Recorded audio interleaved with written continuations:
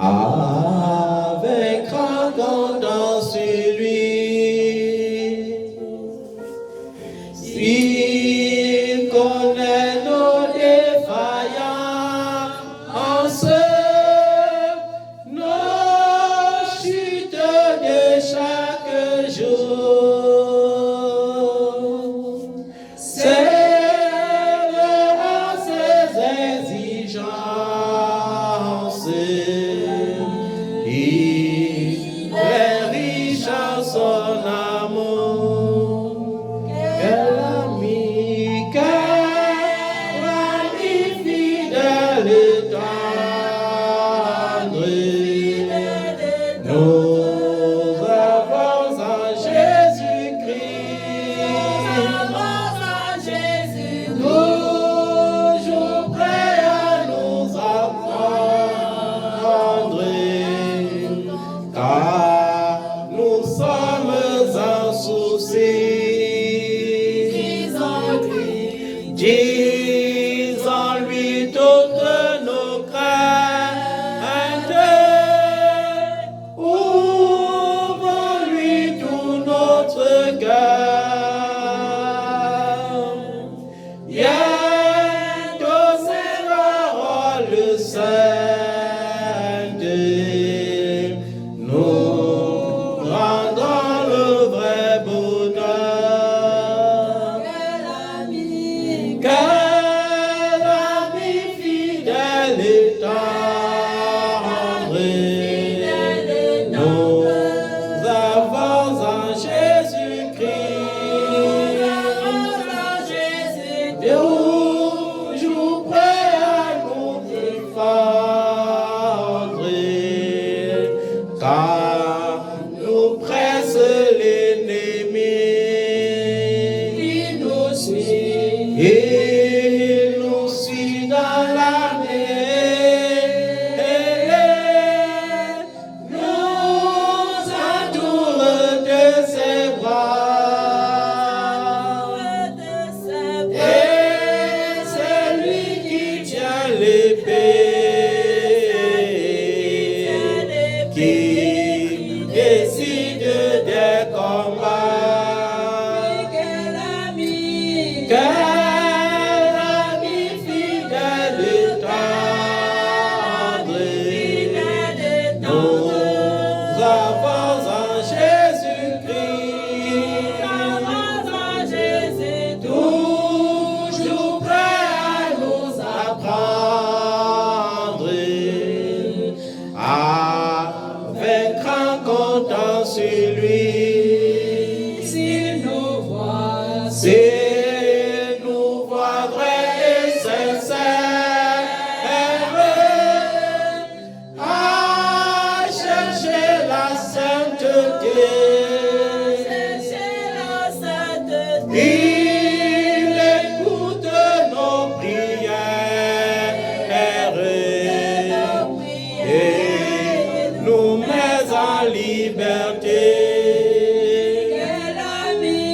Quel ami fidèle et tendre. Nous avons en Jésus-Christ, bientôt il viendra nous prendre, pour être au ciel avec lui. Suivons dans l'étroite voie ailleurs, comptant sur son secours. Bientôt nous aurons la joie et vivre avec lui toujours. Bientôt nous aurons la joie de vivre avec Jésus pour toujours. Amen. Bientôt nous aurons cette joie, bien-aimée. Pour l'instant, nous sommes sur la terre. Et sur cette terre, il est question de travailler au salut. Tu as été sauvé pour sauver. Et c'est à cela que tu es destiné. Jésus n'a pas donné 2 recommandations. Jésus a résumé la loi en 2 lois. Tu aimeras le Seigneur ton Dieu de tout ton cœur, de toute ton âme, de toute ta pensée, de toute ta force. Et tu aimeras ton prochain comme toi-même. On n'a pas dit tu aimeras certains prochains comme toi-même, mais on a dit tu aimeras ton prochain comme toi-même. Cela veut dire je dois aimer les autres exactement comme je m'aime. Est-ce que quelqu'un peut se haïr? Est-ce que quelqu'un peut se dévaloriser? Non. Chacun se sent important. Alors, la vraie importance consiste à trouver les autres importants. Le vrai bonheur consiste à être heureux sans être une barrière pour le bonheur des autres. Amen. Notre Dieu est fidèle. Il marche avec nous chaque jour. Jésus a dit, voici, je serai avec vous tous les jours jusqu'à la fin du monde. Il n'a pas dit, je serai avec vous certains jours. Il a dit, je serai avec vous tous les jours jusqu'à la fin du monde. Il n'a pas dit, lorsque tu tomberas dans le péché, je t'abandonnerai. Non, il a dit, voici, je suis avec vous tous les jours jusqu'à la fin du monde. Alors la question est celle-ci. Est-ce que tu es vraiment en Jésus? Est-ce que tu es vraiment avec Jésus? Parce que si tu es réellement en Jésus, dans tes combats, il sera là. Dans tes défis, il sera là. Dans ton bonheur, il sera là. Parce qu'un bonheur sans Jésus n'est pas un bonheur. Un bonheur sans Jésus est une folie. Amen. C'est pourquoi il y a certains qui ont tout l'argent du monde, qui n'ont pas de problème d'argent, mais qui sont tellement malheureux. Il y a plusieurs personnes qui ont construit des grands duplex, qui ont les meilleurs véhicules, avec les meilleurs chauffeurs, ils ont les jets privés, mais ils n'ont pas de sommeil. Amen. Je ne suis pas en train de te dire que Jésus ne veut pas te bénir avec ces choses. Mais je suis en train de te dire, lorsque tu as réellement trouvé le véritable, lorsque tu as trouvé réellement le royaume des cieux et sa justice, l'argent n'est plus un problème. Les grosses voitures ne sont plus un problème. Les voyages dans les jets privés ne sont plus un problème. Les voyages dans les classes affaires ne sont plus un problème. Parce que lorsque tu as trouvé le royaume des cieux, cela veut dire que tu as appliqué ton cœur et ta sagesse à la crainte de l'Éternel. Et lorsque tu appliques ton cœur à la crainte de l'Éternel, alors les richesses te poursuivent. Mais lorsque tu appliques ton cœur et ton intelligence à rechercher les richesses prendront des ailes. C'est pourquoi il est écrit, celui qui amasse ne fait que s'appauvrir, et celui qui partage ne fait que s'enrichir.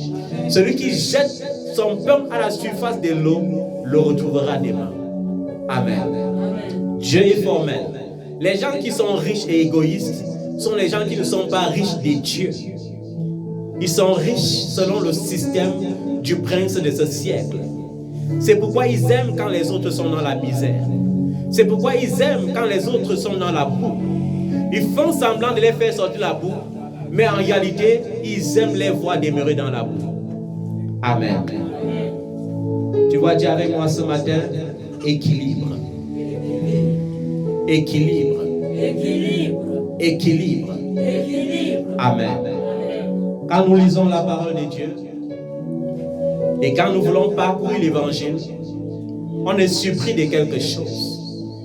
On est surpris de voir les disciples discuter qui est le plus grand, qui est le premier. Mais on est en même temps surpris de voir que les 11 autres disciples ont qualifié un disciple du disciple que Jésus aimait le plus. Et j'ai cherché à comprendre. J'ai dit, mais Seigneur, comment est-ce possible? Alors que tu es un Dieu en qui il n'y a pas de favoritisme. Comment peut-on décrire Jean comme le disciple que tu aimais le plus? Certains vont croire que c'est parce que Jean était son cousin. Certains vont voir directement le lien des sangs, alors que ce n'est pas ça. Quand je suis allé en profondeur pour chercher cela dans le règne de l'esprit, j'ai compris que c'est parce que Dieu est esprit. Amen. Dieu étant esprit, connaît ce qui était, ce qui est et ce qui vient. Amen. Il connaît le passé, il connaît le présent, il connaît le futur. Il connaissait le futur des gens.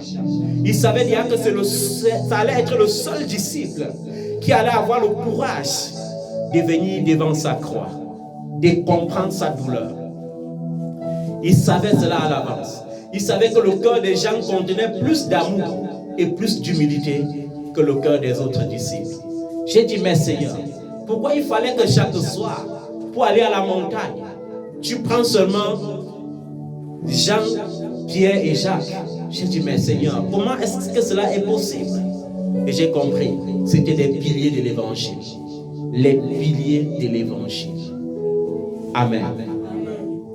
Il y a des bénédictions que Dieu te donnera lorsqu'il verra ton zèle pour son œuvre. Ton zèle pour l'évangile. Ton zèle. Il y a des gens qui sont zélés pour Christ de manière à ce que quand l'œuvre de Dieu ne marche pas comme il faut, ils perdent le sommeil. Quand le salut des âmes est menacé, ils jeûnent, ils prient. Il dit, Seigneur, je veux que tu envoies des anges. Je veux que la pêche se fasse. Parce que tu as dit à Simon Pierre, désormais tu n'es plus pêcheur des poissons. Je fais de toi pêcheur d'hommes. La notion d'équilibre. Dieu est un Dieu qui aime la notion d'équilibre. Et si tu sais que ton Dieu est un Dieu qui aime la notion d'équilibre, il faut apprendre à vivre équilibré. Il faut vivre comment? Équilibré. Dans cette assemblée, il y a très peu d'équilibre. Ça veut dire que le Père donne un amour qu'il ne reçoit pas en retour. Il faut l'équilibre. Il faut quoi? L'équilibre. La Bible dit que le coureur n'est couronné que lorsqu'il a achevé la course. Tu ne peux pas recevoir la couronne si tu ne franchis pas la ligne d'arrivée. Maintenant, la question c'est celle-ci. Est-ce que tu vas réellement franchir la ligne d'arrivée? Il y a des gens qui sont zélés, qui prient, qui rêvent et qui pensent qu'ils sont proches de Dieu. C'est juste un zèle. Quand tu es proche de Dieu, ça ne se cache pas. Quand tu es proche de Dieu, il y a la gloire de Dieu sur ta vie. La gloire de Dieu ne se résume pas dans les bénédictions matérielles. Non. La Bible dit, un cœur joyeux fait la clarté de tout le corps. Lorsqu'un cœur est habité par Christ, lorsque tu regardes la face, tu vois la joie. Tu ressens qu'il y a une paix. C'est pourquoi Jésus n'avait pas besoin de trop parler avec les démons. Jésus n'avait pas besoin de trop parler avec les démons. Souvent, il regardait juste le démon baissait la tête. Parce que tu ne peux pas soutenir le regard de Dieu. Et Dieu veut que ce soit ainsi. Que tu sois rempli de la plénitude de Dieu. Que tu sois rempli du Saint-Esprit. De manière à ce que lorsque tu marches dans les quartiers, dans les villes, dans les nations, que les démons soient capables de savoir celui-ci est un nom de Dieu. Celui-ci est un disciple de Jésus-Christ. Amen. Jésus n'avait pas besoin de dire aux démons, c'est moi le Fils de Dieu. Non. La Bible dit, lorsque les démoniaques le voyaient à distance, on disait, qu'y a-t-il entre toi et nous, Fils du Dieu vivant? Es-tu venu nous tourmenter avant le jour? Et Jésus disait, silence, tais-toi, tais-toi. Et lorsque Jésus délivrait les gens, il ne disait pas, allez faire ma publicité. Non. Va dans ta famille et dans ton village et dans ta nation et raconte ce que Dieu a fait pour toi. Mais aujourd'hui, pourquoi il y a tant de démons dans l'église? Parce que les gens ne font plus la publicité du Saint-Esprit. Ils font la publicité de leur nom et de leur renom. Ils font la publicité de leur onction. Je suis le plus grand prophète. Je suis le plus grand apôtre. Je suis l'homme le plus grand. Et à côté, il y a une foule distraite qui n'ont rien compris de la puissance de Dieu. La puissance de Dieu consiste à comprendre que même si je suis l'homme de Dieu, tu es disciple de Jésus-Christ. Et si tu es disciple de Jésus-Christ, la Bible dit dans Marc 16 que voici les miracles qui accompagneront ceux qui ont cru en mon nom. En mon nom, ils chasseront les démons. Tu as le pouvoir de chasser les démons. Amen. Tu as le pouvoir de guérir les malades. Tu as le pouvoir de parler les autres langues. Tu as le pouvoir de marcher sur le scorpion. Tu as le pouvoir de saisir les serpents. Tu as le pouvoir sur toute la puissance de l'ennemi. Et Dieu te dit que rien ne pourra te nuire parce que même les cheveux de ta tête sont comptés. Aujourd'hui, le peuple de Dieu n'a rien compris de la nouvelle naissance, de la nature de Dieu. Ils n'ont rien compris de cela. Pourquoi? Parce qu'on les a entraînés dans le spectacle. On dirait les enfants de la maternelle avaient un maître ou une maîtresse fraîchement sortie de l'éniège qui dit des choses et les enfants répètent. Non. Le Saint-Esprit est là pour t'apprendre à prier. Le Saint-Esprit est là pour t'apprendre ce que c'est que le règne de Dieu. Et lorsque tu as compris ces choses, tu comprends aussi que ces choses ne marchent pas sans soumission. Je vous ai dit, dans le règne des esprits, un esprit faible est soumis à l'esprit supérieur. Amen. Jésus pouvait commencer son ministère sans passer par un homme. Mais il a choisi que l'esprit d'Élie descende sur un homme nommé Jean-Baptiste. Et que Jean-Baptiste prépare son chemin. Qui est-ce qui prépare ton chemin? La notion d'équilibre. L'équilibre doit être fait dans tout ce que tu vis. Dans ton parcours, dans tes relations, il doit y avoir l'équilibre. S'il n'y a pas l'équilibre, c'est qu'il y a un problème. Dans la relation à la maison, dans la relation avec les enfants, dans la relation dans la société, il doit y avoir la notion d'équilibre. Amen. Le Seigneur me demande d'aimer tout le monde. Ça, c'est la notion d'équilibre selon Dieu. Maintenant, il y a certains chrétiens qui choisissent qui ils peuvent aimer et qui ils peuvent haïr. Et ils alignent les versets bibliques. Mais je vais te dire, Dieu, c'est toute sa parole et non une partie de sa parole. S'il y a une chose sur laquelle Dieu met plus d'accent, c'est sur l'amour. C'est pourquoi, lorsqu'on décrit l'amour de Dieu dans 1 Corinthiens 13, on dit, même si je suis le plus grand prophète, même si je prophétise au-delà de la prophétie, si je n'ai pas l'amour, je ne suis rien. Un serviteur de Dieu qui a l'amour exprime son amour par l'humilité et non par les frustrations. Malheureusement, il y a les hommes de Dieu qui frustrent les gens. Jésus n'avait pas besoin de trop de protocoles.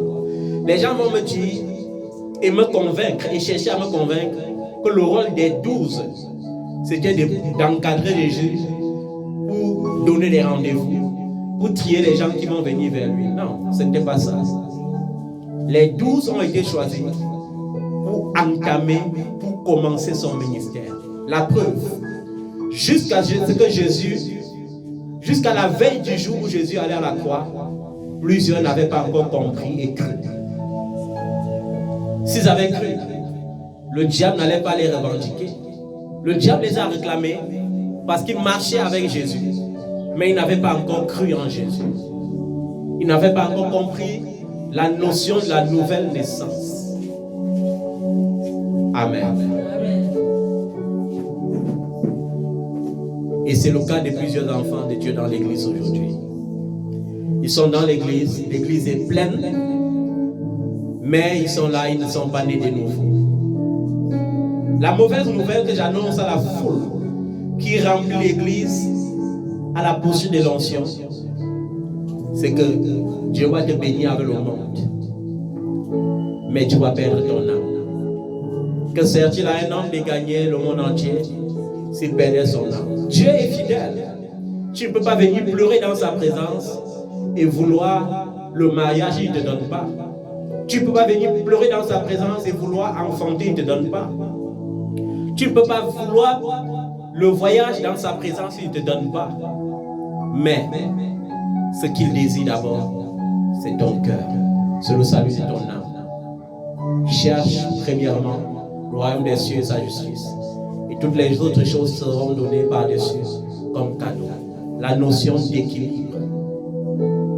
L'équilibre Est-ce que les gens peuvent savoir ce que les hommes de Dieu vivent au quotidien? À cause du peuple. À cause du fait qu'ils veulent que le bonheur stable existe. Vous ne pouvez pas savoir. Vous ne pouvez même pas savoir quand nous dormons. Vous ne pouvez même pas savoir quand on se repose. Amen. Jésus-Christ est notre repos.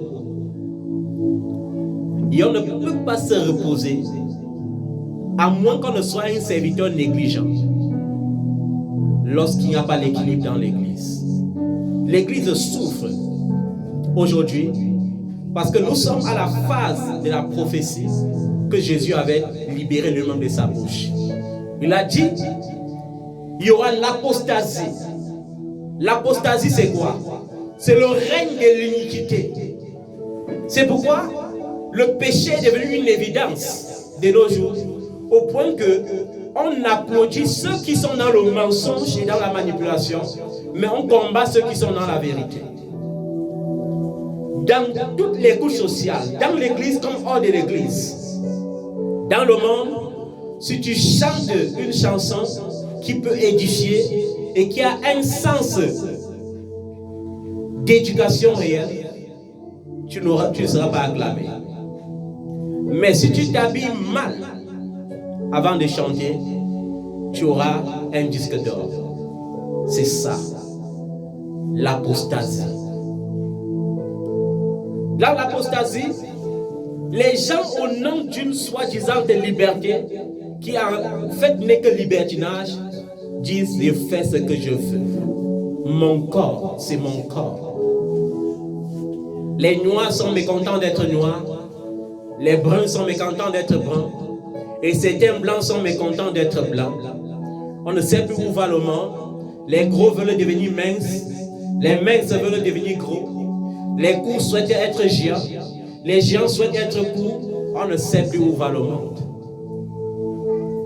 Amen. Et c'est ça la nature humaine. La nature humaine, c'est aussi ça. Ne pas savoir ce qu'on veut. Dieu a créé la pluie et le soleil. Il a créé les saisons. Lorsqu'il y a trop de pluie, on se plaint. Lorsqu'il y a trop de soleil, on se plaint. Lorsqu'il neige trop, on se plaint. Lorsqu'il y a les canicules, on se plaint. Mais est-ce qu'on donne gloire à Dieu? On ne donne pas gloire à Dieu. Jésus a dit, aime le Seigneur ton Dieu de tout ton cœur. Mon cœur est dans mon corps. C'est que mon corps doit glorifier Jésus. De toute ta pensée, ma pensée doit adorer Jésus. Je vais vous dire, dans la notion de l'équilibre, ce que vous ne savez pas, c'est que l'un des plus grands blocages que Satan utilise aujourd'hui, ce sont vos propres pensées. Il n'a même pas besoin des démons. Il n'a pas besoin des démons. Amen. Il y a les gens qui sont des ingénieurs des pensées. Un ingénieur des pensées, dès qu'il te voit habillé aujourd'hui comme ça, il a pensé. Lorsque demain, il te voit habillé autrement, il a encore pensé. Lorsqu'il te voit manger, il pense. Lorsqu'il te voit sourire, il pense. Le diable n'a plus besoin des démons. Il te bloque avec toi-même, avec ta propre pensée. Tu viens dans sa présence, tu dis Seigneur, je crois. Lorsque tu sors de sa présence pour rentrer à la maison, tes pensées commencent à calculer. Est-ce que ça sera même possible? Est-ce que Dieu la va même faire? Il va même faire comment?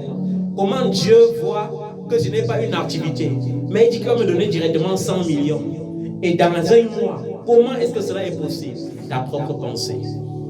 Tu crois avec ton cœur, mais ta pensée est stérile et incrédule. Tu as besoin de l'intelligence renouvelée. Avec tes pensées, avec ta bouche, tu bénis ta soeur, tu bénis ton frère, mais avec ta pensée, tu commences à maudire ton frère et ta soeur. C'est ça. Le diable n'a pas besoin de ça. La Bible dit, parce qu'il y aura l'apostasie, la charité, c'est-à-dire l'amour d'un grand nombre se refroidira. Et c'est ça. L'église est remplie aujourd'hui d'une foule qui ne connaît pas ce qu'on appelle l'amour fraternel. Dans l'église, il y a plus de calomnies que dans le monde aujourd'hui. Les gens se calomnient, les gens se détestent, les gens se déchirent. La lutte des positionnements. Et c'est ça qui animait les disciples lorsqu'ils n'avaient pas connu la nouvelle naissance. Chacun voulait être le plus grand. Il y a même une mère, une tante de Jésus, qui est venue négocier la première place au ciel pour ses enfants. La mère des fils des Zébédée est venue voir Jésus. Elle a dit, Seigneur, permets que le jour-là, mon fils que voici soit à ta droite et l'autre à ta gauche. Jésus a dit, oui, je ne refuse pas. Mais peut-il boire la coupe que je m'apprête à boire? C'est de ça qu'il est question. Porte ta croix et suis-moi. Peux-tu supporter réellement cette croix? Jésus a souffert et les gens n'ont pas compris le but de la souffrance de Christ. Ce n'était pas seulement pour enlever tes souffrances, mais c'était pour t'apprendre à porter tes souffrances et à décharger sur Dieu. Si tu n'as pas compris cela, tu crois que le nom de Jésus est une baguette magique, tu vas souffrir. Les gens souffrent. Notion d'équilibre. Tu es couché sur un même lit avec ta femme, mais elle pense à ta place. Elle pense à ta place. Il y a parfois, le diable vient lui dire dans ta pensée, ton mari ne t'aime pas. Elle croit en ça. Et vous dormez sur un même lit. Le diable ne fait plus les efforts. Pourquoi? Parce que le peuple ne veille pas. Le peuple fait beaucoup de nuits de prière. Le peuple fait beaucoup de combats qu'ils appellent combats spirituels. Oui, ils combattent même quoi, je ne sais pas. Mais ils combattent comme battant l'air. L'apôtre Paul a dit, je ne combats pas comme battant l'air, mais je lutte. Il n'a pas dit, je lutte pour tenir le diable assujetti. Il n'a pas dit, je lutte pour tenir les sorciers assujettis. Il a dit, je lutte pour tenir mon corps, ma chair, la puissance de ma chair assujettie.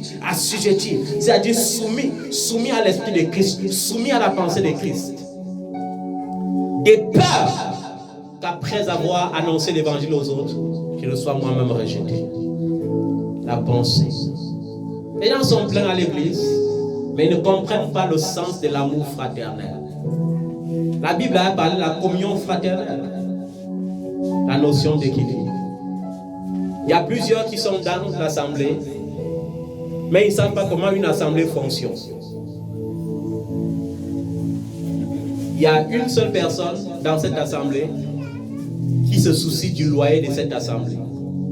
Une seule personne qui se soucie de comment on fait pour être en ce lieu. Une seule personne. Vous croyez qu'on aime Dieu avec quoi? Avec la bouche? Je t'aime. Je vais prendre l'exemple sur vous-même. Lorsque ta femme est fâchée, est-ce que tu viens lui dire je t'aime? À un moment donné, tu sens que les paroles ne peuvent plus parler. Tu parles par des actes. Je t'aime ne peut pas acheter un pain. Je t'aime ne peut pas acheter une voiture. Je t'aime ne peut pas offrir les cadeaux. Pareil, lorsque la femme sent que son mari est fâché, à un moment donné, elle sent que si une parole sort, même si c'est je t'aime, ça va encore augmenter le carburant sur la flamme. Elle est obligée de passer par les actes. La Bible dit, l'amour ne consiste pas en paroles, mais en actes. Vous voyez les hommes de Dieu, vous les enviez dans les écrans de télévision. Vous croyez qu'ils se sont levés un beau matin, ils ont commencé à porter les costumes? Non. Vous croyez qu'ils se sont levés un beau matin, ils ont commencé à rouler dans une voiture? Non. Ils ont eu des enfants qui ont compris l'œuvre de Dieu, qui ont été qualifiés dans la bénédiction, et une fois bénis, le Seigneur les a mis dans le cœur de faire ces choses. Ouais. Le texte d'équilibre, vous avez vu, j'ai instauré quelque chose ici pour tester l'équilibre. J'ai seulement dit, planifier en sorte que il y a le crédit de communication dans mon téléphone. Lorsque chacun a assumé une seule fois, chacun a arrêté. Le texte d'équilibre. Il y a un groupe qu'on a créé, mais les gens font comme les taxis qui ont peur de se cogner dans ce groupe-là. Et je tiens à rappeler, c'est le plus petit des groupes que par la grâce de Dieu, je gère comme forum.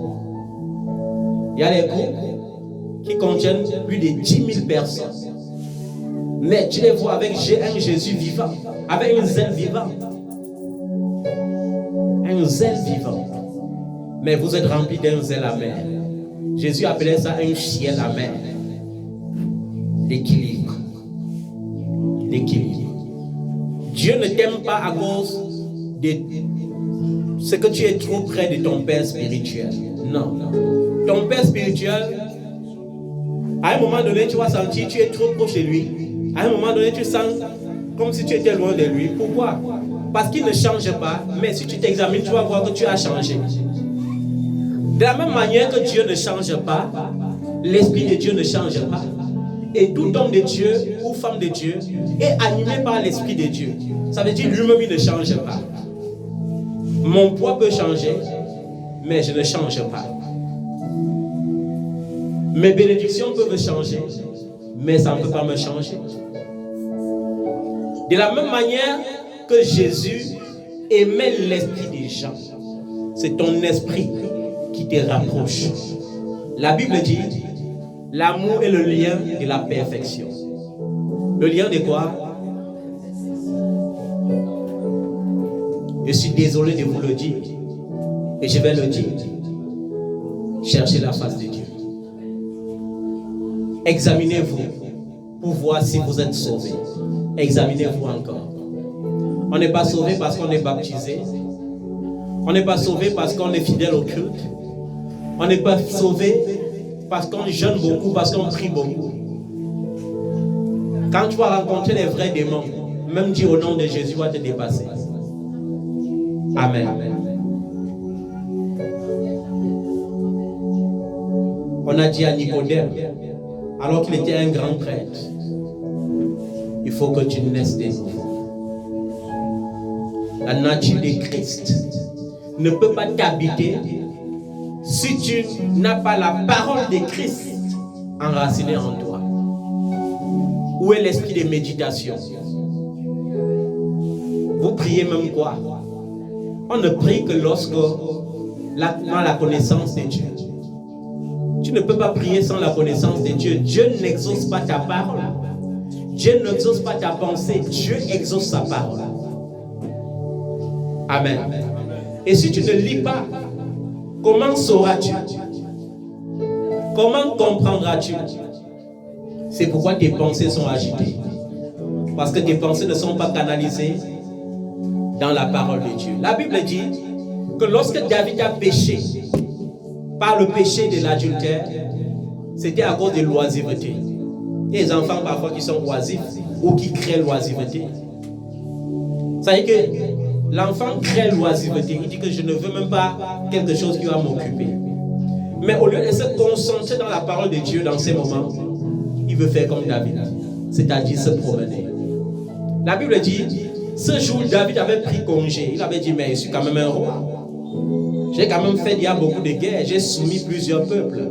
Plusieurs nations étrangères payent les impôts chez moi. Les fils des étrangers me flattent.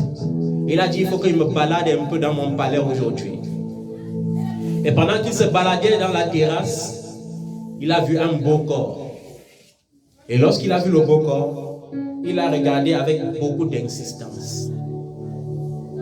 Quand tu regardes et tu insistes, je vais te dire une chose. La plupart des péchés sont les fils de la convoitise.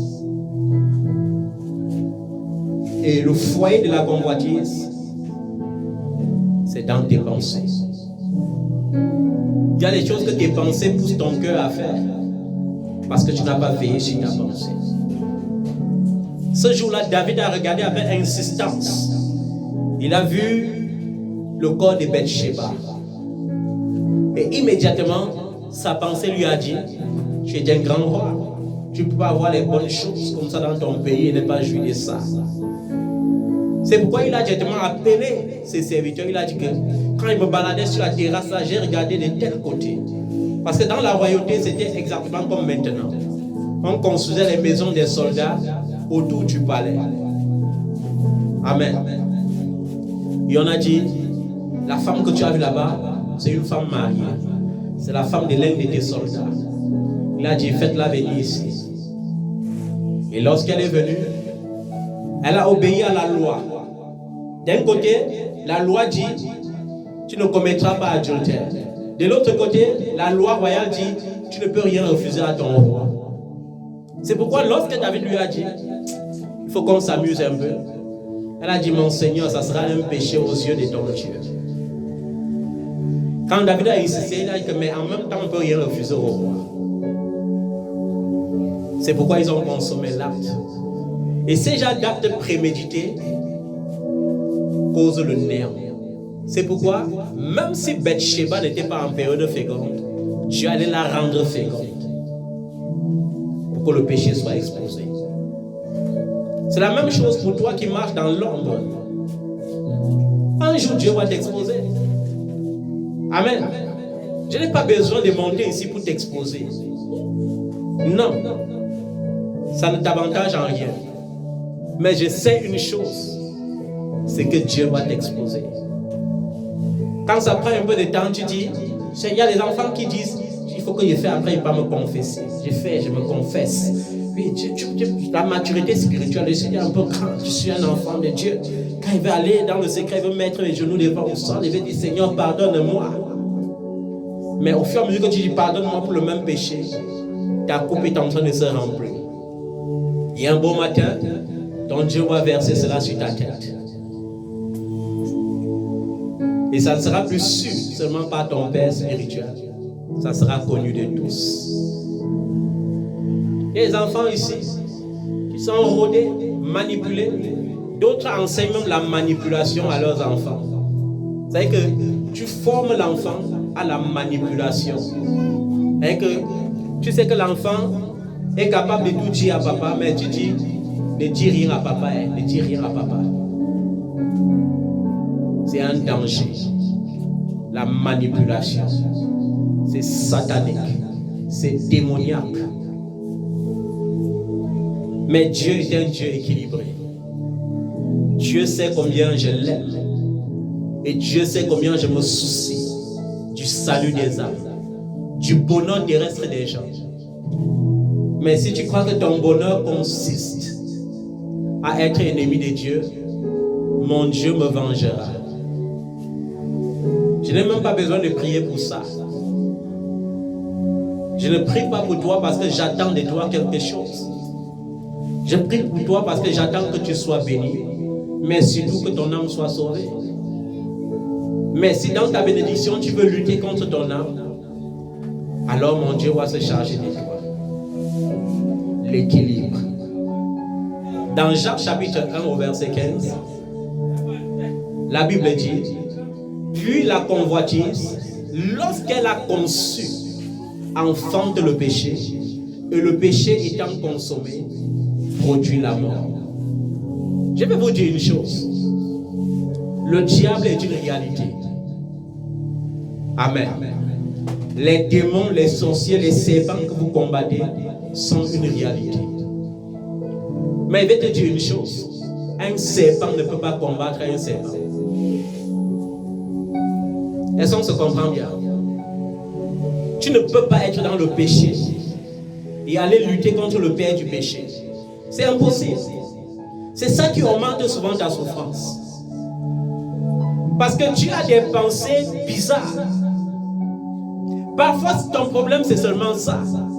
Il y a certaines bénédictions qui sont bloquées dans ta vie seulement à cause de ton caractère que Dieu veut que tu changes.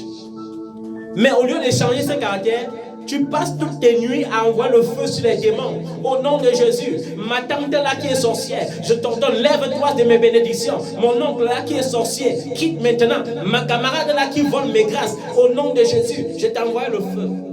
Envoie le feu sur ton caractère premièrement. Et tu seras éclairé pour voir là où tu vas orienter le feu. Amen.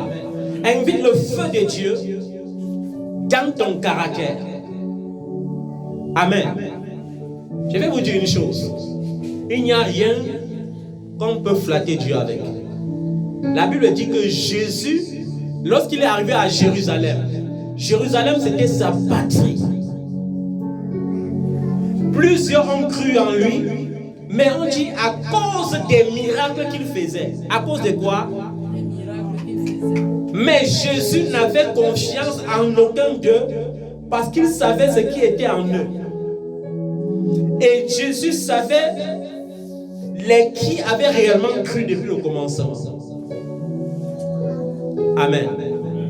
Il y a des gens ici, je sais qui ils sont, je connais leurs ambitions. Et j'avais dit, il y a parmi vous des gens qui ont dit, j'attends seulement d'être béni. Lorsque je serai béni, je ne serai plus soumis à ces lois qui consistent à vouloir toujours prier, lire la Bible, tout ça. Je vais être affranchi de ça. Mais je tiens à te rappeler, tu vas rencontrer Satan sur ton chemin. Si c'est ça ton ambition, tu vas rencontrer Satan. Tu vas rendre compte de tout le feu que tu as envoyé dans son camp par ton hypocrisie. Parfois, ce qui te bloque, c'est juste un péché. Parfois, ce qui te bloque, c'est juste un caractère. Parfois, il faut prendre le temps de travailler sur soi-même, de se mirer, d'aller dans 1 Corinthiens 13 et de dire l'amour n'est pas hypocrite, et d'écouter ton cœur pour savoir si tu es hypocrite ou pas. Et si ton cœur te dit que tu es hypocrite, tu commences à travailler pour briser cet esprit d'hypocrisie. L'amour ne jalouse pas, tu écoutes ton cœur. Et si tu te rends compte que ton cœur manifeste la jalousie, tu demandes le secours au Saint-Esprit pour détruire la jalousie. Sans cela, ça va te bloquer. Une fois que la convoitise a conçu, tes yeux voient, ta pensée convoite, tu deviens enceinte. Et lorsqu'on est enceinte, on est condamné à accoucher. Après, tu enfantes le péché. Le péché tombe aussi enceinte et enfante le néant. Au lieu de quitter des zéros à héros, tu quittes des héros à zéro. C'est très dangereux. Et ce qui fait mal, c'est que dans cette génération où il fallait rappeler l'amour dans l'église, les gens n'ont plus le temps de rappeler l'amour. Ils ont le temps seulement des prophéties. Je prophétise que tu vas te marier. Tu dis Amen. L'année prochaine, tu dis encore Amen. L'année prochaine, tu dis encore Amen. Et rien ne se passe. Je prophétise que tu seras l'homme le plus riche de ta famille. Tu es le Joseph de ta génération. Tu es le Joseph. Les prophéties conventionnelles. Les prophéties audacieuses. Sois délivré de ça au nom de Jésus. Soucie-toi du Saint-Esprit. Soucie-toi de la méditation de la parole. Dieu ne peut pas bénir quelqu'un qui n'est pas libre. Il y a des gens qui ne mènent pas une vie libre. Leur vie est focalisée sur la vie des gens autour d'eux. Tel aujourd'hui il y a à telle dimension, tel est descendu, tel est monté. Il n'a pas de propre vie. Parce qu'il est focalisé sur la vie des autres. Sois délivré de ça. Que le Seigneur te délivre de ça. Les gens avec qui tu marches, tu n'es même pas obligé de marcher avec eux. Dans cette vie, on ne force pas les relations. Et on n'entre pas dans des relations toxiques. La Bible dit la mauvaise compagnie corrompt les bonnes mœurs. Si je suis chrétien, et tous mes amis sont seulement les musulmans. Et ces musulmans ne naissent pas de nouveaux, mais sont tous mes amis. Vous savez que je n'ai jamais connu Jésus. Si je suis en Christ, tous mes amis sont seulement les païens. Et aucun païen ne se convertit, c'est qu'il y a problème. Si j'évangélise, je donne des proclamations prophétiques. Et que ça vient réellement de la parole de Dieu, et que le monde entier écoute et que ça ne transforme pas le monde, alors il y a un problème. C'est que c'est une philosophie. La parole de Dieu n'est pas une philosophie. La parole de Dieu n'est pas une théologie. La parole de Dieu n'est pas une idéologie. Autrement dit, on aurait demandé même aux gens d'aller chez les psychologues prendre des conseils. La parole de Dieu, c'est une puissance. La parole de Dieu, c'est la vie. Amen. Jésus a dit, je suis la lumière du monde. La lumière, lui, dans le monde. Une génération dangereuse. Une génération dangereuse. Il y a quelque chose qui me chagrine à chaque fois que je m'en vais dans les réseaux sociaux. Il y a une nouvelle génération de gens qu'on a appelés les influenceurs et les influenceuses. Mais parfois, ils me demandent, qu'est-ce qu'ils influencent même au fait? Comment peux-tu dire que tu influences une jeunesse lorsque tu n'arrives même pas à t'habiller comme il faut? Ça influence en quoi? Avec l'impudicité? Je ne comprends pas. Comment peut-on dire qu'on est influenceur lorsqu'on n'est pas d'abord aussi influencé par quelque chose de positif? Aujourd'hui, les hommes sont acclamés. On dit qu'ils sont influenceurs parce qu'ils sont pédés. Ils sont homosexuels. Et quand ils viennent parler, il y a des millions de vues parce qu'on dit qu'il influence. Il influence qui? Ils ont besoin de la vie. Quand je les regarde, j'ai une pitié extrême. Les influenceuses. Tu es influenceuse parce que tu exposes le mieux tes parties intimes dans les réseaux sociaux. C'est ça qu'on appelle influence. Vous appelez cela influence, mais j'appelle cela la pollution. La pollution de la société. Vous allez me parler des libertés. Ça n'a rien à voir avec la liberté. Détruire une jeunesse n'est pas manifester la liberté. J'appelle ça la pollution. Et comme ils aiment beaucoup de vues, il y a une autre influenceuse camerounaise qui m'a envoyé une invitation. Et j'ai reçu son invitation et j'ai commencé à l'envoyer la parole de Dieu. Et comme elle a vu que la parole de Dieu c'est une épée, elle a dit mieux je fuis vite avant que ça me rattrape. Mais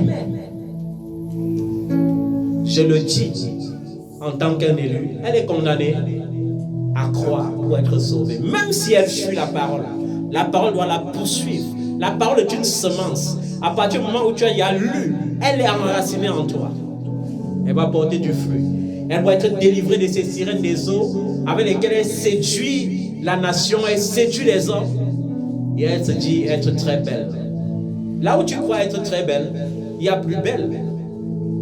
Dans la Bible, Sarah était très belle.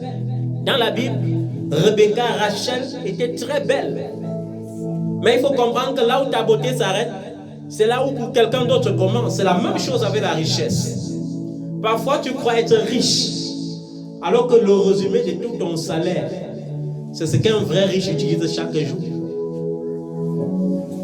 C'est pourquoi je te dis encore, ne vis pas par rapport à autrui, vis par rapport à toi-même. Parce que lorsque tu vis, c'est pour Jésus que tu vis. Et lorsque tu meurs, c'est pour lui. Ne vis pas par rapport à qu'est-ce que ma tante doit dire, qu'est-ce que mon oncle doit dire, qu'est-ce que mes amis vont penser. S'il ne marche plus avec elle, ça va devenir comment? Non. Là où il y a l'Esprit de Dieu, il y a la liberté. Et non le libertinage. Il y a des gens qui confondent liberté et libertinage. Par la grâce de Dieu, je connais la grâce qui est sur ma vie. La grâce qui est sur ma vie change les vies. La grâce qui est sur ma vie transforme les vies. La grâce qui est sur ma vie procure les bénédictions.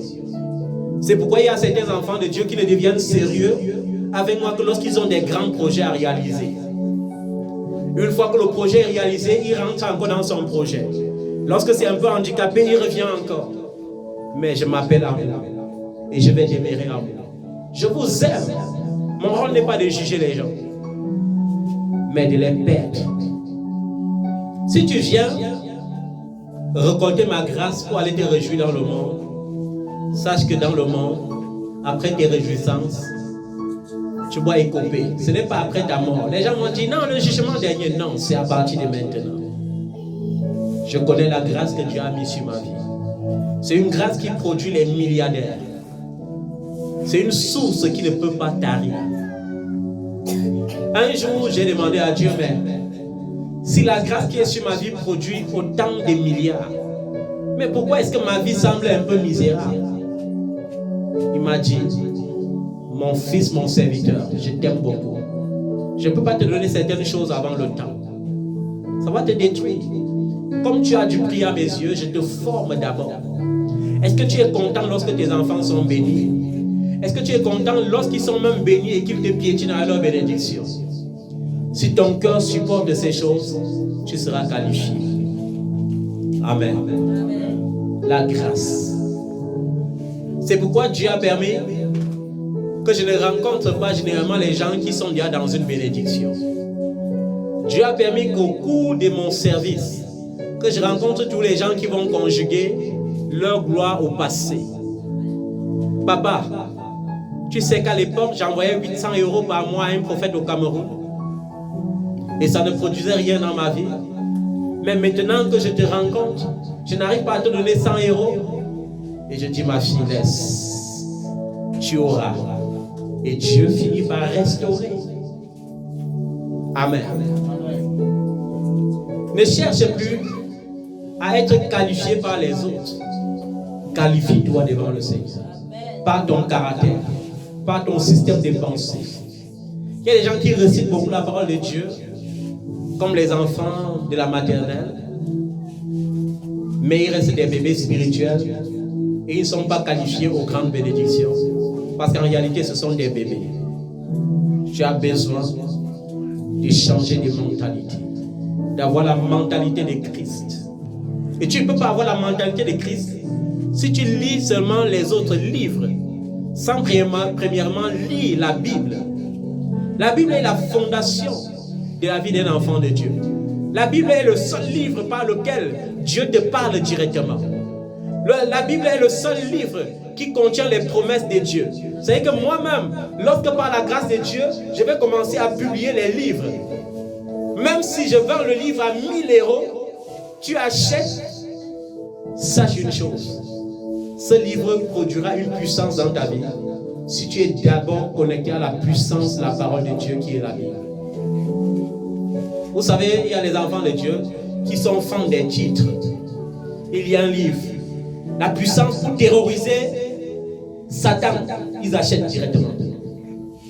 Le pouvoir pour devenir riche, ils achètent directement. C'est Jésus qui enrichit. C'est Jésus qui délivre. Ce n'est pas un livre qui viendra te délivrer. La face cachée des livres et des chaînes de télévision que vous ne connaissez pas, c'est que ça réveille certains combats. Ça réveille quoi? Il y a des enfants de Dieu qui se sont plongés dans un combat interminable à cause d'un livre. C'est-à-dire qu'il était tranquille. Le diable l'avait même bien oublié. Mais il prend le livre, il lit. Il commence à appliquer la prière qui est dans le livre. Et immédiatement, les cauchemars commencent. Dans ces cauchemars, il y aura des victimes innocentes. Dans ces cauchemars, il y aura tes frères, tes tantes, tes oncles, que le diable doit faire apparaître dans tes rêves et te prouver que ce sont des sorciers qui menacent ta vie. Parce qu'il est conscient que ça va s'aimer l'amertume dans ton cœur. Et quand tu as l'amertume dans ton cœur, Dieu n'est plus avec toi, ta prière devient stérile. Faites attention. Réveillez-vous. Sortez de l'obscurité. Comment tu peux acheter tes souffrances chères? Et un homme te dit lui-même qu'il était serviteur de Satan. Il tuait même. Mais aujourd'hui, il s'est converti. Il est devenu serviteur de Dieu, il délivre. Ce sont des sorciers. Tu peux être prostitué et te repentir. Amen. Tu peux être voleur, blasphémateur même, et te repentir. Mais s'il y a une chose dans laquelle tu peux être et ne pas sortir facilement, c'est la sorcellerie. C'est pourquoi vous avez remarqué une femme, il y a de cela quelques années en arrière, elle est venue dans les réseaux sociaux pour regretter d'être franc-maçon. Et elle a pleuré devant les réseaux sociaux en disant: prenez vos bagues, je n'arrive plus à dormir, je vois les serpents partout, les fourmis partout. Mais vous avez vu, quelques temps après, elle est morte. Parce que le diable ne peut pas vouloir que quelqu'un trahisse les secrets de son royaume. Tu te repens, puisqu'il voit que c'est grave, il te tue. C'est pourquoi Simon le magicien dans la Bible, malgré le fait qu'il avait pris ses livres de magie, il a donné aux apôtres de brûler, après il est retourné toujours dedans. Il a dit, il a pensé, comment on dit que le péché de la pensée, il a pensé que maître. Et ainsi, ils n'ont aucun livre. Mais il parle seulement et les miracles se font. Et il est allé vers les apôtres avec un cœur usé. Il a dit: mais vous faites ça même comment? Et les apôtres ont dit: ce n'est pas nous qui faisons, c'est le Saint-Esprit en nous qui fait. Amen. Et il a dit: maître, le Saint-Esprit, vendez-moi ça. Vendez-moi ça. Et c'est ça. Il y a beaucoup de Simon le magicien dans l'église aujourd'hui. J'ai vu des hommes de Dieu venir tenir le micro et dire: j'ai l'onction. Si tu veux manifester cette onction, j'ai semé 10 millions. Et les gens se bousculent pour aller s'aimer. Les Simon le magicien. Plein dans l'église. Et les gens acclament: oh papa, l'onction. Il faut s'aimer pour que la puissance là se manifeste. Tu sèmes pour l'onction de la royauté. Après tu te retrouves avec l'onction du ridicule. Qui vous a dit qu'on achète la puissance de Dieu? C'est pourquoi les apôtres ont dit: fils du diable. Qui t'a dit qu'on achète le don de Dieu avec de l'argent? Mais aujourd'hui, les fils du diable, au nom de leur diplôme en théologie, tu aimerais raconter que tu as 5 diplômes en théologie. Ce n'est pas la théologie qui transforme le peuple de Dieu. Vous assemblez une foule, vous sémez la poésie dans leur tête avec les philosophies. Et quand ils partent affronter le monde des ténèbres avec, ils reçoivent des gifles. Parce qu'aucune philosophie, aucune théologie ne peut défier les ténèbres. Seule la parole de Dieu, qui est Jésus-Christ, défie les ténèbres. Amen. Dis avec moi encore: équilibre. Équilibre. Dans la notion de l'équilibre, il y a savoir assumer. Dis avec moi: savoir assumer. Savoir assumer. Il y a des gens qui n'assument rien. Ils sont bloqués aujourd'hui parce qu'ils ont refusé d'assumer un péché qu'ils ont commis. Ça date de depuis longtemps. Quand Dieu a créé le ciel et la terre, il a créé l'homme, Adam. Et comme il a créé Adam comme Dieu, selon la ressemblance de Dieu, il a dit à Adam: un Dieu est fait pour régner. Par conséquent, tout ce que je crée là, c'est toi qui donnes le nom de ça. Quand Dieu a créé le lion, c'est Adam qui a dit: voici le lion.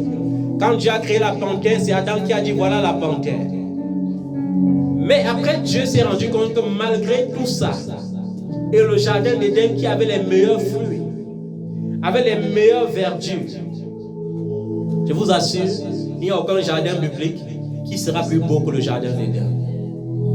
Dans le jardin d'Éden, il y avait les piscines naturelles, très beaux, avec de l'eau cristallisée.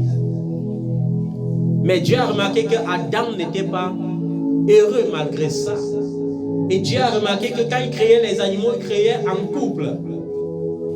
Et il se disait que comme Adam est Dieu, Adam doit aller donner des ordres aux animaux, parler avec les animaux. Mais Adam n'était pas content. Dieu a dit: ok, je le fais, il faut qu'il lui donne l'anesthésie générale. Dieu est le premier anesthésiste. C'est pourquoi il est premier en tout. Amen. Il a fait l'anesthésie générale à Adam. Il a opéré Adam, il a pris la côte d'Adam. Il a façonné la femme. Dieu est la première technologie laser. C'est pourquoi il n'a pas fallu des jours pour guérir la plaie d'Adam. Et lorsque c'est Dieu qui fait l'anesthésie, quand tu sors de l'anesthésie qui a été faite par Dieu, tu ne sens aucun effet secondaire. L'anesthésie que vous recevez dans les hôpitaux, après tu as mal à la tête, après tu as mal aux reins, non. Adam n'a pas senti ça. Lorsque Adam s'est réveillé, il a vu seulement Ève devant lui. Et il a dit, voici celle que j'attendais. On l'appellera femme. Elle est la chair de ma chair et les os de mes os. On l'appellera femme. Amen. Mais comme toute femme, Ève était sensuelle. Il y a des problèmes de certaines femmes ici. Leur seul problème, c'est qu'elles veulent seulement tout écouter. Elles sont trop attentives. Amen. C'est pourquoi les voyous se moquent de vous. Parce qu'une femme distinguée, une femme vertueuse, n'a même pas le temps de s'arrêter pour écouter n'importe qui. Mais votre problème, c'est que vous écoutez tout le monde. Il suffit qu'un homme vienne un peu là et qui commence à dire « je t'aime ». Tu vas faire comme si tu n'avais jamais entendu le mot « je t'aime » depuis que tu es né. Tu es belle. Bon, attends. Ce qu'il a dit, c'est une vérité ou bien c'est quoi? C'est un mensonge. Les gens n'ont pas confiance en ce qu'ils sont. C'est pourquoi ils attendent tous les éloges des autres. Il y a des je t'aime sur 1 million d'hommes qui vont te dire je t'aime. Il y aura plus de 900 je t'aime falsifiés. 900 je t'aime intentionnels. 900 je t'aime de la convoitise. Ne confondez jamais convoitise et amour. L'amour aime tout simplement. Mais la convoitise aime par rapport à quelque chose. J'ai vu des femmes qui ont cru qu'on achète l'amour avec les présents. Quand ils veulent voir les séductrices, les Mami Wata surtout, pour convaincre un homme, on le couvre des présents, On croit que ce sont les présents qui vont l'empêcher de regarder les autres femmes. Un homme matérialiste, même si tu lui donnes 10 millions, le même jour qu'une femme va lui signer un chèque de 100 millions, tu seras oublié. Vous qui flattez l'amour, on ne flatte pas l'amour. Amen. On n'achète pas l'amour. On m'aime parce que je me sens d'abord moi-même aimé. Je m'aime d'abord, je me sens aimé. Ça crée plus de valeur dans l'amour. Mais les disqualifiés là, qui n'ont même pas confiance en eux-mêmes, d'autres ont cru que il faut aller faire pédicure, manicure pour être bien vu. Quand tu fais pédicure et manicure là, ce sont tes ongles là qui m'attirent. C'est pas ton cœur. Tu mets ta peinture, c'est ta peinture qui attire. Tu vas dans les réseaux sociaux, tu mets ta poitrine. On est amoureux de ta poitrine. On n'est pas amoureux de toi. Amen. Est-ce qu'on se comprend bien? C'est pourquoi il y a certaines qui vont dans les réseaux sociaux, elles mettent les belles photos. Le jour où on les rencontre physiquement, on commence à réfléchir. Est-ce que c'est vraiment elle ici? Sois tel que tu es et tu seras valorisé. Tu seras comment? Valorisé. Le make-up transforme une femme de 80 ans comme une fille de 20 ans. Nous sommes d'accord avec ça. Ça veut dire que toi qui as 20 ans et qui crois que tu seras belle par le make-up, tu es l'équivalent de la vieille de 80 ans. Et qui peut aimer les vieilles femmes? Une vieille femme de 80 ans, est-ce qu'elle est encore destinée au mariage? Elle n'est plus destinée au mariage. Il y avait les dessins animés que j'aimais voir. Et j'ai vu un jour la poupée sanglante.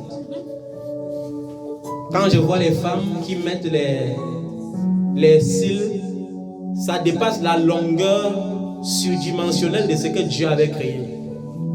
J'ai peur d'elles parce que je sais que ce sont des poupées sanglantes là-bas. Ce sont des poupées sanglantes. Que Dieu vous délivre de cela. Lorsque tu t'habilles, ne te mire pas seulement sur le miroir physique. Demande encore au Saint-Esprit si cela lui convient. Tu ne peux pas me dire que ton corps est le temple de Dieu. Et tu fais de ton corps ce que tu veux. Non. Tu dois coordonner ton corps selon l'Esprit de Dieu. Amen. Et je disais tantôt, il y a des gens qui sont bloqués parce qu'ils ont toujours une victime à présenter. Ils ne savent pas assumer. Quand Dieu a créé donc Ève, Ève était comme la femme adamique, sensuelle. Elle écoutait des belles paroles. Et on dit le diable, Satan, le serpent ancien, était le plus séducteur. Le serpent était le plus séducteur de tous les animaux. Et Satan est venu entrer en lui. C'est pourquoi les sirènes des eaux, lorsque vous les voyez, elles attirent beaucoup. Parce qu'elles ont été faites à l'image de l'astre brillant. Amen. Elles ont été faites à l'image de quoi?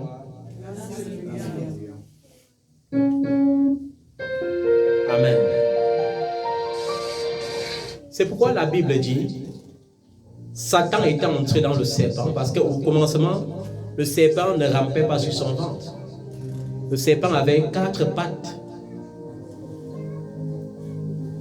Et quand le serpent a vu Ève, oh ma chérie, tu es belle.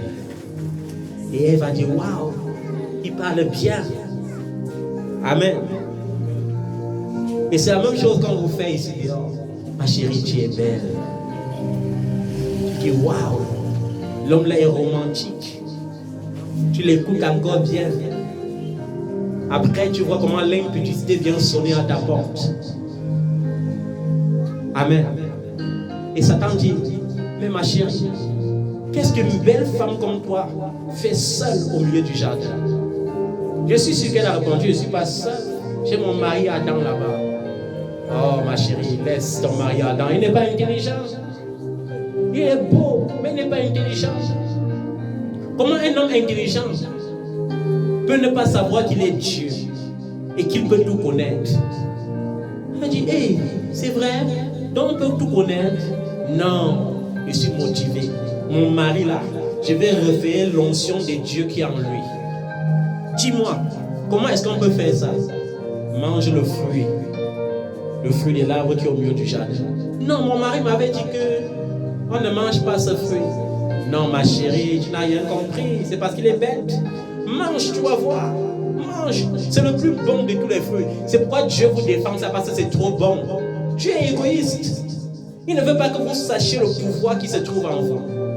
Elle qui m'aide, c'est ce que Dieu l'a fait. Non, mon mari doit seulement savoir ça. Elle cueille. Elle croque. Waouh. C'est bon, hein? Mais Satan, serpent, tu avais raison, hein? Et le diable se cache derrière, il rit. Elle est tombée. Et elle s'en va vers son mari. Adam, viens mon chéri. J'ai une bonne nouvelle pour toi. Ah, est-ce que c'est que le fruit là, qu'on avait dit qu'on ne mange pas là, c'est le meilleur de tous les fruits? Ouais, ma chérie, pourquoi tu as touché à ça? Oh, toi aussi, Adam, laisse. C'est même comment? Si tu veux agir comme ça là, je vais même te laisser 2 jours. Je te laisse même 2 jours et reste de l'autre côté, tu restes de l'autre côté. Et comme la femme, c'est la faiblesse de l'homme, Adam a dit non, ma chérie, comment tu peux dire ça? Tu veux qu'il fasse aussi comment? Adam croque un peu ça. Comme non, mon chéri. Comme non. Il a croqué. Il y a quelque chose, un mystère que les gens n'ont pas compris. Tant que Adam n'avait pas goûté à ce fruit, Dieu ne pouvait pas intervenir. Pourquoi? Parce que c'est Adam qui avait été créé à l'image directe de Dieu et Ève a été créée à l'image d'Adam. C'est pourquoi lorsque Adam a croqué, il n'a même pas eu le temps de déguster. Il a entendu Dieu qui dit, Adam, où es Dieu? Et ses yeux se sont ouverts pour la première fois. Il a constaté que sa femme était nue et sa femme a constaté qu'il était nu. Pourquoi? Parce que le péché rend nu. Le péché rend ridicule. Et Adam savait qu'on ne peut pas se cacher devant Dieu parce que Dieu est omniprésent. Mais il a quand même pensé qu'il faut qu'il se cache. Mais il y a un mystère dans ça. Un mystère. Le mystère de l'amour de Dieu. Dieu a toujours aimé l'homme depuis le commencement. Il y a des gens comme ça qui refusent. Amen. Qui refusent d'assumer. Amen. Ils refusent de faire quoi? Dieu a dit, tu ne convoiteras pas. Je vois, c'est l'homme d'autrui, mais tu convoites quand même. Dans ta convoitise, ton cœur s'attache à lui. Tu deviens amoureux de l'homme de quelqu'un, même plus que sa femme qui est à la maison. Comme tu as un peu de moyens, c'est toi qui commences à payer les chambres d'hôtel partout pour l'inviter là-bas. Après, tu ne veux même plus qu'il soit dans les chambres d'hôtel. Tu veux même qu'il quitte maintenant sa femme et tous ses enfants pour s'installer définitivement avec toi. Par la suite, tu tombes enceinte. Et il te dit la vérité le jour-là. J'ai toujours aimé ma femme.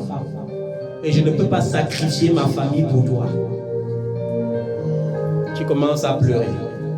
Tu commences à jeûner. Et tu n'assumes pas. Quand Dieu te dit femme, pourquoi tu avais choisi l'adultère? C'est parce que ma copine avec qui je vivais là, elle vivait aussi avec un homme marié. Et l'homme marié prenait soin d'elle. Et elle m'a conseillé que c'était bien. Et c'est ce qui s'était passé lors du péché originel. Quand Dieu est venu vers Adam, Adam n'a pas assumé. Dieu attendait qu'Adam dise, Seigneur, j'ai péché contre toi. Ça, c'est une preuve de repentance. Les enfants de Dieu qui ne savent pas assumer. Lorsqu'ils chutent, ils cherchent quelqu'un pour s'accrocher sur lui. Ils n'assument pas. Amen. La Bible dit que le péché, la convoitise ayant conçu, lorsqu'elle a conçu, enfante quoi? Le péché enfante le néant. Mais Adam, lorsque Dieu lui dit, mais Adam, vraiment, mon fils que j'aime, pourquoi tu as fait ça? C'est parce que la femme que tu m'as donnée, vraiment. Donc il accuse Dieu. Si tu savais, tu ne craignais même pas la femme. Alors que c'est lui qui avait dit à Dieu, waouh, voilà enfin la réponse à mes prières. On l'appellera femme, la chair de ma chair, les os de mes os. Il refuse d'assumer. C'est la femme que tu m'as donnée là, qui m'a poussé à manger. Et quand on dit à la femme, pourquoi tu as fait ça? Non, elle ne dit pas, Seigneur, j'ai péché. Elle accuse. C'est le serpent. C'est pourquoi Dieu ne pose pas les questions au serpent. Hein. Dieu n'a même plus posé les questions au serpent. Amen. Il n'a pas posé la question au serpent. La Bible dit, dans Genèse 3, au verset 8, quand ils entendirent la voix de l'Éternel en train de parcourir le jardin vers le soir, l'homme et sa femme se cachèrent loin de l'Éternel Dieu, au milieu des arbres du jardin. Cependant, l'Éternel Dieu appela l'homme et lui dit, où es-tu? Il répondit, j'ai entendu ta voix dans le jardin et j'ai eu peur. Voilà. C'est pourquoi je me méfie toujours des enfants de Dieu qui sont en train de dire, papa, je voulais, mais j'avais peur. Papa, j'avais peur que. Papa, j'avais peur.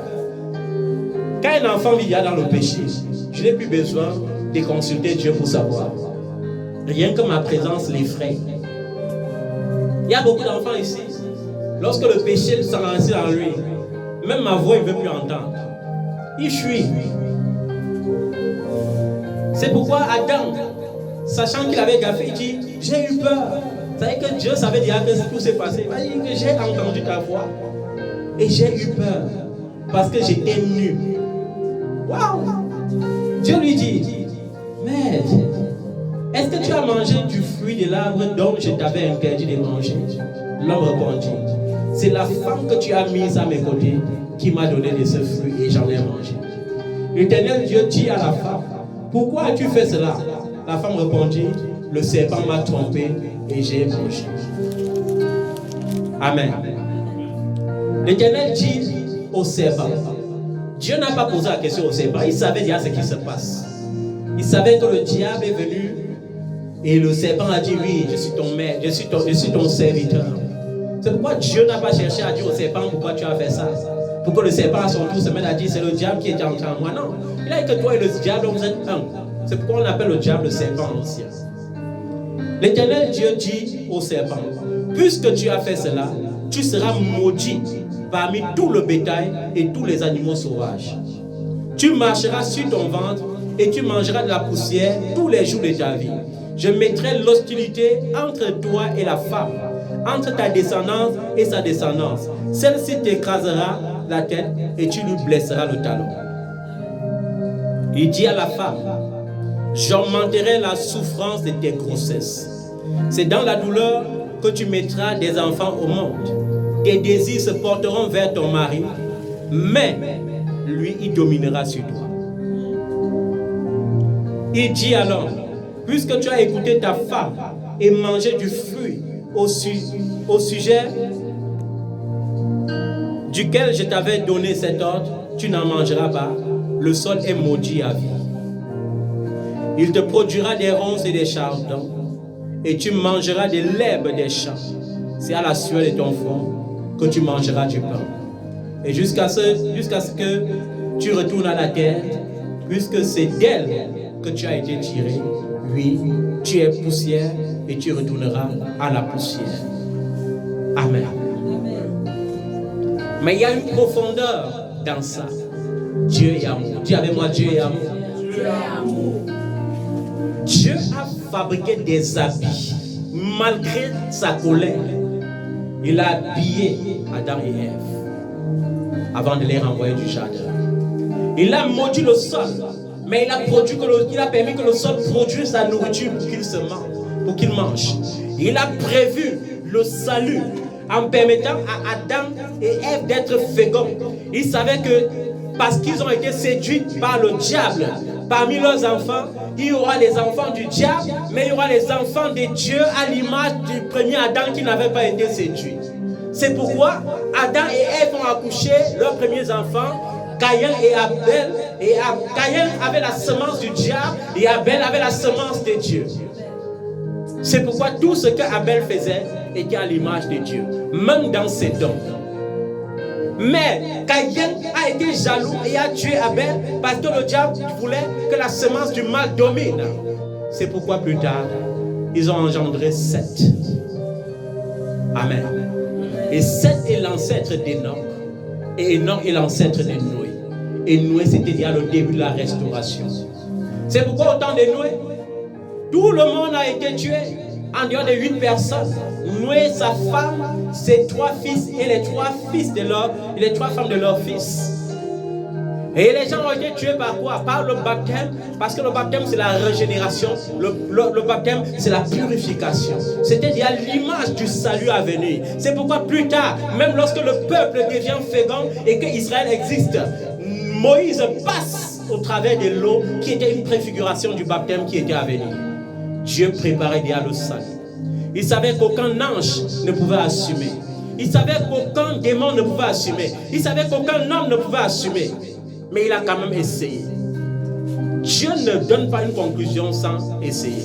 C'est pourquoi Dieu, au temps de Noé, avant Noé, avait d'abord envoyé les anges sur la terre, d'aller accomplir l'œuvre du salut. Mais lorsque les anges sont venus dans les corps physiques, ils ont dit non, on est au ciel. Alors que Dieu a créé les belles femmes sur la terre. Et comme ils sont irrésistibles, parce qu'un esprit dans la chair est irrésistible, toutes les femmes étaient à leurs pieds. Ils ont fait une génération de géants qui étaient méchants. Et c'est ça qui a causé le déluge plus tard. Amen. Amen. Et Dieu a dit, les anges ont échoué. Dans le livre d'Isaïe 53, il a dit, qui ira pour nous? Qui enverrai-je? Et le Fils a dit, Père, me voici. Nous étions au commencement. Toutes choses ont été créées en moi, avec moi et par moi et pour moi. Je veux sauver ce qui a été créé à notre image et à notre ressemblance. Et Dieu a dit, va. Mais qui a cru en cela? lorsqu'il est venu blessé à cause de nos péchés, meurtri à cause de nos fautes, maudit à cause de notre malédiction, qui a cru en cela. Mais c'est par ces meurtrissures que nous sommes guéris. C'est pourquoi Jésus à la croix, comme le diable est un audacieux, lorsqu'il est vaincu en esprit, il attaque la chair. Il a dit, ça ne se passe pas comme je veux.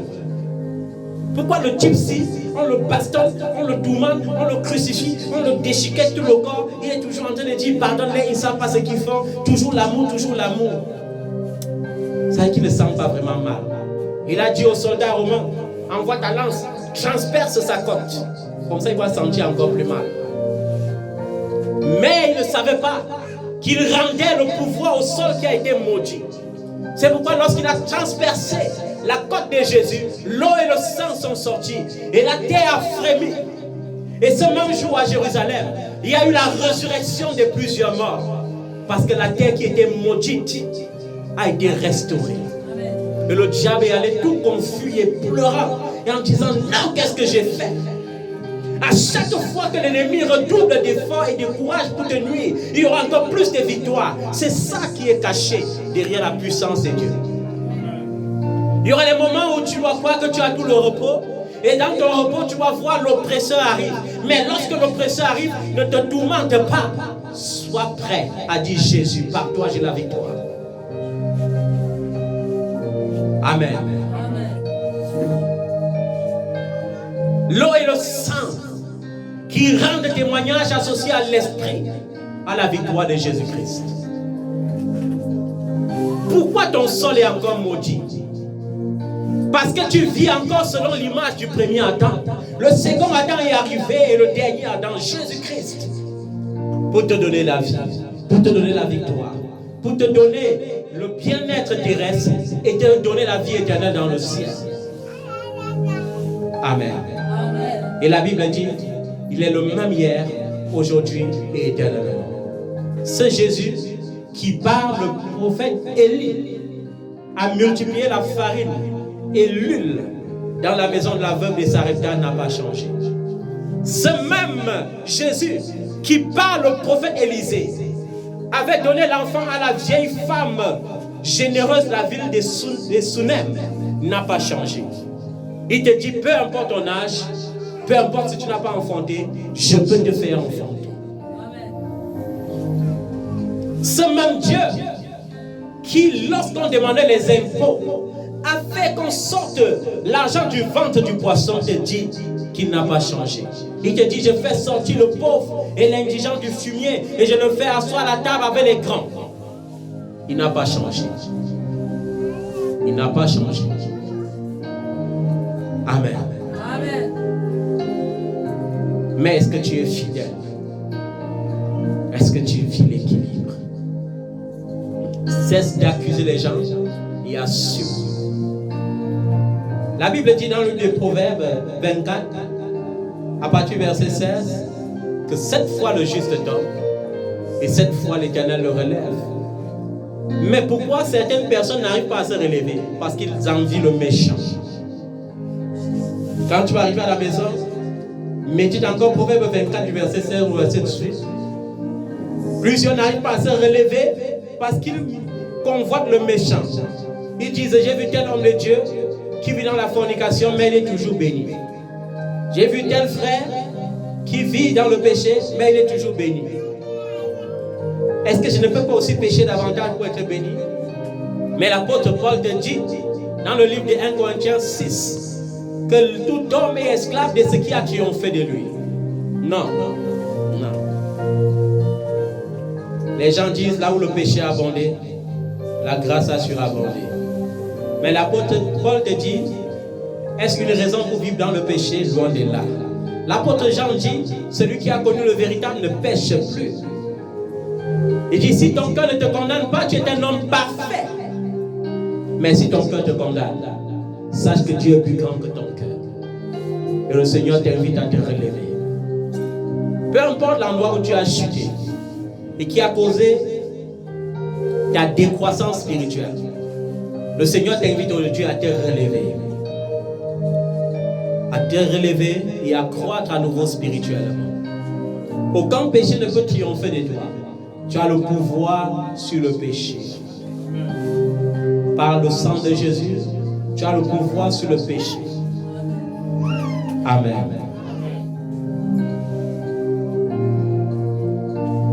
Amen. Il faut vaincre la convoitise. Il faut dire au Saint-Esprit, je t'invite dans mes pensées. Je t'invite dans mon cœur. Je t'invite dans ma vie. Seigneur, délivre-moi. Par moi-même, je ne peux pas. Mais avec toi, je peux. Amen. Avec toi, je peux.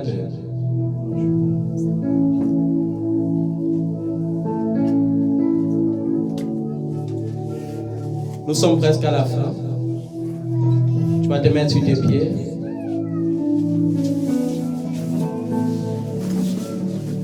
Mon Jésus est fidèle.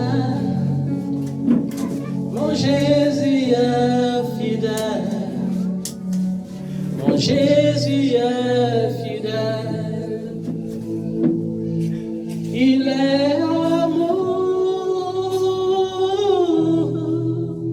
Amour. Il est amour. Amour. Mon Jésus est amour. Mon Jésus est amour. Mon Jésus est amour. Mon Jésus est amour. Je ne peux m'imaginer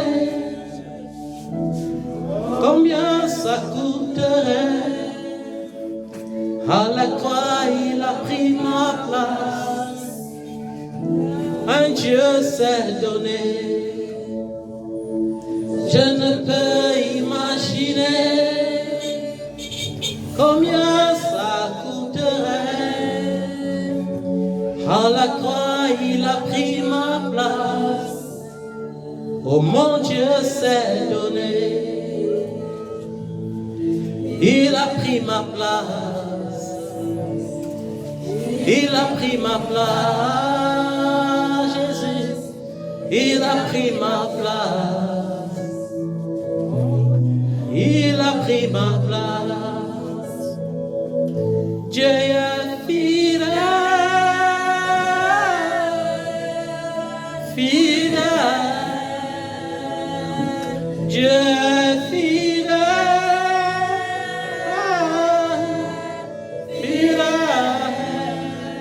Mon Jésus est fidèle. Mon Jésus est fidèle. Mon Jésus est fidèle.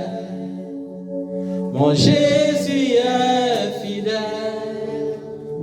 Seigneur, viens nous toucher.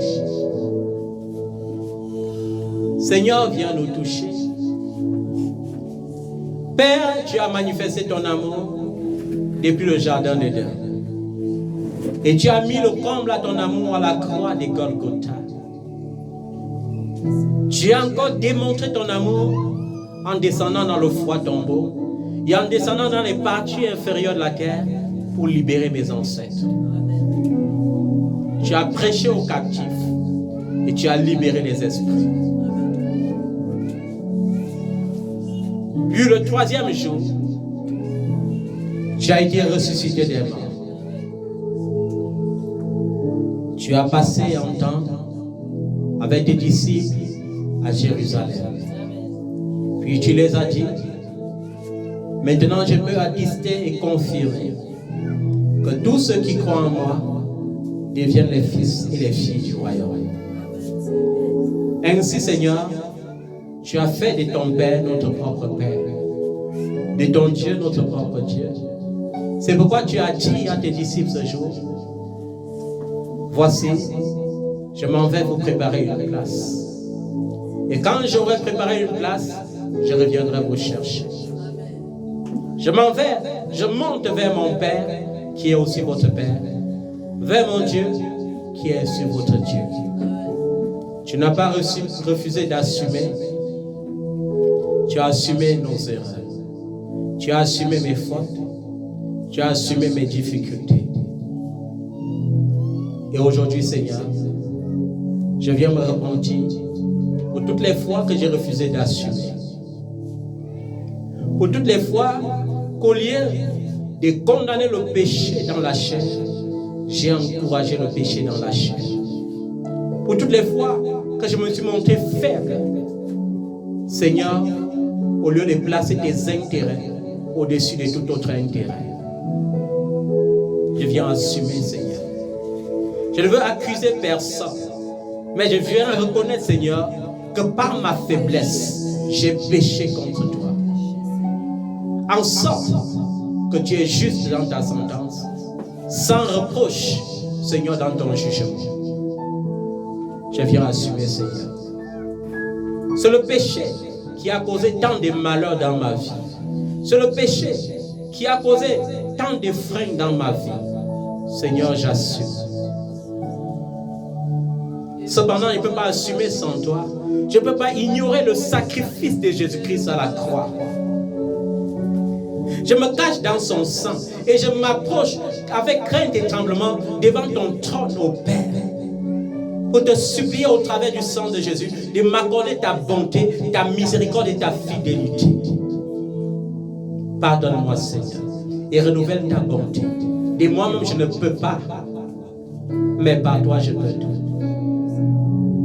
Seigneur, souviens-toi de moi. Selon ta miséricorde, Seigneur, selon ta bonté. Restaure les dons que j'ai perdus à cause du péché. Restaure les bénédictions que j'ai perdues à cause du péché. Seigneur, je te supplie, pardonne-moi et délivre-moi de tout mal. Pardonne-moi, Seigneur. Forgive me, oh Lord. Forgive me. Forgive me, oh Lord.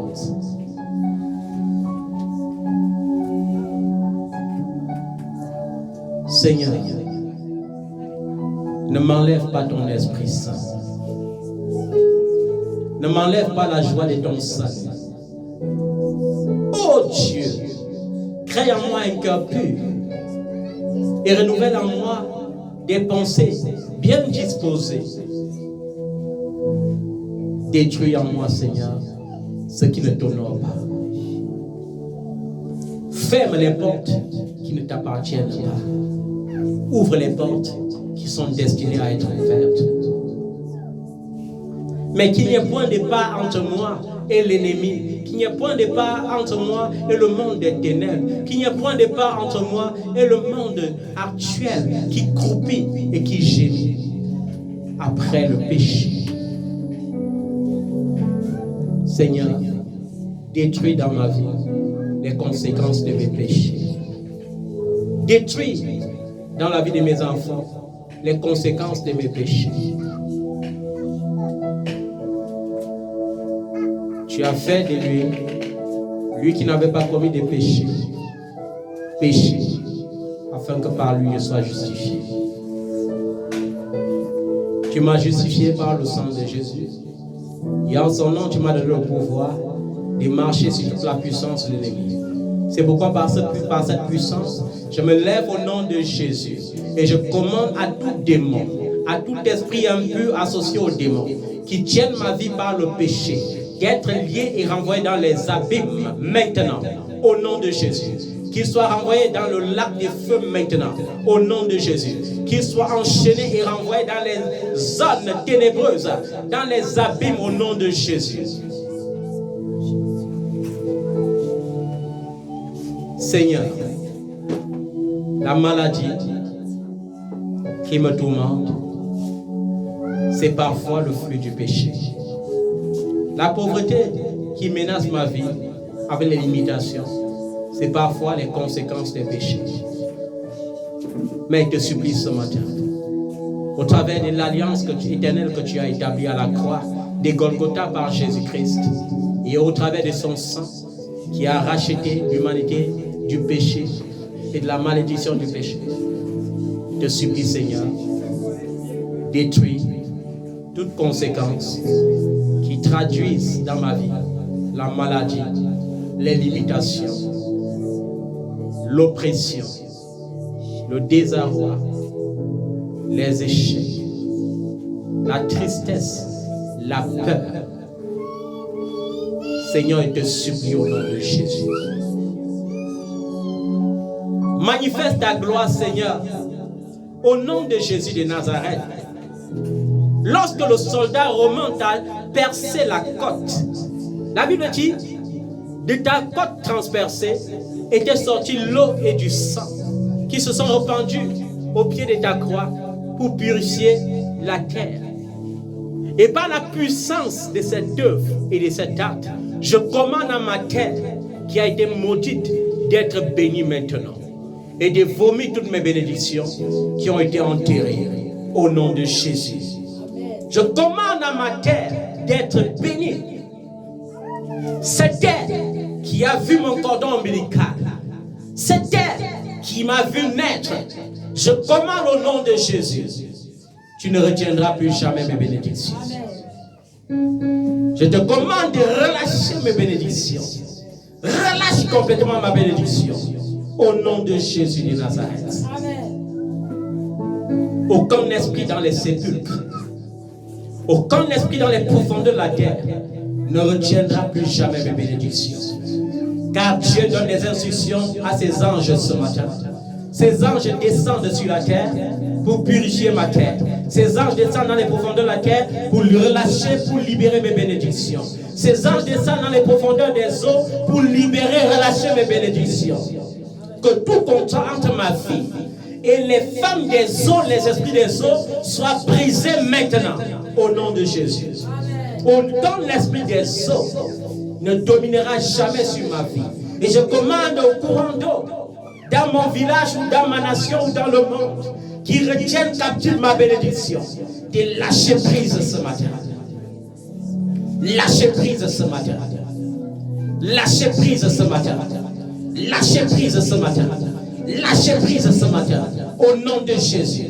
Que tout voile satanique, tout voile démoniaque qui cache ma beauté, qui cache ma gloire, au nom de Jésus, je commence ce matin que ce voile se déchire, que ce masque tombe maintenant, que soit rajeuni par la puissance de celui qui a dit, je te rajeunirai comme l'air. Que j'ai l'embonpoint par la puissance de celui qui a dit, qui rendra mes pieds semblables aux pieds de la biche et qui me fera marcher sur des sentiers élevés. Au nom de Jésus de Nazareth. Amen. Peu importe les relations que j'ai connues dans ma vie, que toute relation qui a été mandatée par le monde des ténèbres pour voler dans ma vie, pour voler dans mon étoile, je brise les pactes scellés par ces relations dans ma vie. Au nom de Jésus. Je commande à mon étoile de briller. Je commande à ma vie de briller. Car Jésus a dit que je suis la lumière du monde. Une lumière pour ma génération. Une lumière pour ma famille. Une lumière pour mon village. Une lumière pour ma ville. Une lumière pour les nations. Une lumière dans le monde. Merci Seigneur. Merci. Merci pour tes révélations. Merci Seigneur pour cet enseignement. C'est à toi Saint-Esprit que nous donnons toute la gloire. C'est à toi Seigneur, toi qui es assis au milieu de nous sur ton trône de gloire, que nous donnons toute la gloire. À Jésus seul soit la gloire, maintenant et en perpétuité. Amen. Amen. Amen. Il est fidèle, fidèle. Il est fidèle, fidèle. Mon Jésus est fidèle. Mon Jésus est fidèle. Mon Jésus est fidèle. Mon Jésus est fidèle. Je prie au nom de Jésus que nous recevons le Saint-Esprit. Je prie que nous recevons le Saint-Esprit. Je prie que le feu du Saint-Esprit brûle dans ton cœur, dans tes pensées et dans ton corps. Que le feu du Saint-Esprit purifie tes lèvres et fasse sortir de tes lèvres des paroles bénissantes au nom de Jésus. Que le feu du Saint-Esprit rende tes pensées pures au nom de Jésus. Que la puissance de Dieu t'habite et te rende inébranlable au nom de Jésus. Que la puissance de Dieu t'habite pour renverser tous les géants qui se dressent devant ta bénédiction au nom de Jésus. Que la puissance de Dieu t'habite pour restaurer ta vie, pour restaurer ta famille. Car il est écrit, tu seras réparateur des brèches. Que ta lumière se lève du sein de l'obscurité pour éclairer tous les ténèbres de ta vie. Au nom de Jésus. Amen. Seigneur, merci. Parce que tu nous visites. Nos jeunes gens auront des visions. Et les vieillards auront des songes. Nos fils et nos filles prophétiseront. Car c'est à cela que tu nous as destinés. Merci Seigneur. Au nom de Jésus. Réponds Amen. Et sois établi dans tes bénédictions. Amen. Acclame le nom de Jésus. Au nom de Jésus.